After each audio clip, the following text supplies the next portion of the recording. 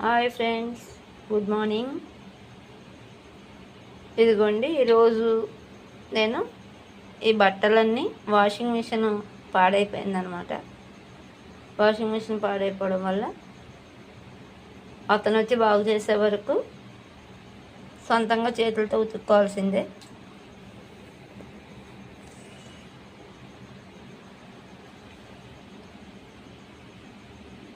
ఇదిగోండి బట్టలు. నేను మామూలంగా అయితే ఇక్కడ ఇదంతా ఇది కదా, ఈ సెరామిక్ రాయిలు ఉంటాయి.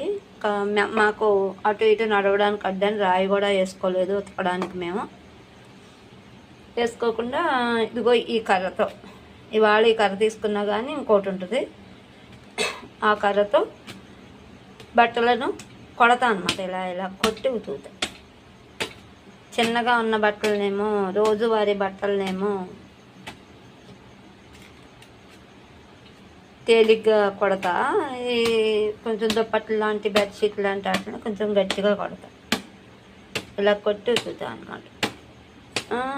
మామూలుగా మరీ కొత్తవి పట్టు చీరలు లాంటివి, మామూలుగా బాగా కొత్త బట్టలు అంటే దాన్ని మనం బ్రష్ చేస్తాం కదా.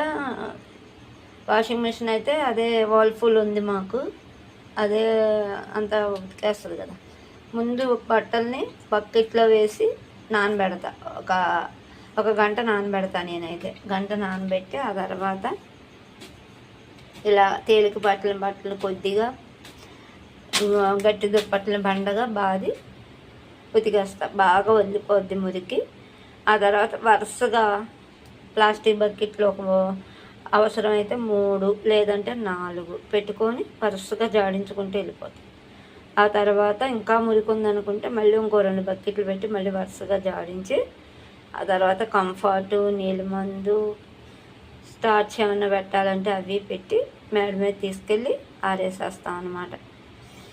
అది ఏంటి బట్టలు ఏంటి ఉతకడం ఏంటి అని చాలామంది అనుకుంటారు. బట్టలు ఉతకడం ఏంటి, హాయిగా షోగా తిరగచ్చు కదా, ఎగ్జిబిషన్లకి, మార్కెట్లకి, షాపింగ్లకి తిరగడం, ఇంట్లో సున్నితమైన పనులు, డెకరేషన్ లాంటి పనులు చేసుకోవచ్చు కదా అంటారు. కానీ మన ఒంటికి ఎక్సర్సైజ్, యోగా అని, ఏదో ఒక ఏరోబిక్స్ అని చేస్తాం కదా. ఒంటికి రోజు వాకింగ్ అని, రన్నింగ్ అని, సైక్లింగ్ అని చేస్తాం కదా. అది మన రోజు 1 గంట చేస్తే ఒక అరగంట దానికి తగ్గించి ఆ టైం దీనికి కేటాయించడం వల్ల మనకి ఉపయోగం ఉంటుంది. ఇంటికి మన బాడీకి ఎక్సర్సైజ్ ఉంటుంది, మనకి ఉపయోగం ఉంటుంది. ఆ పని అమ్మాయిలతో అరిచే బాధ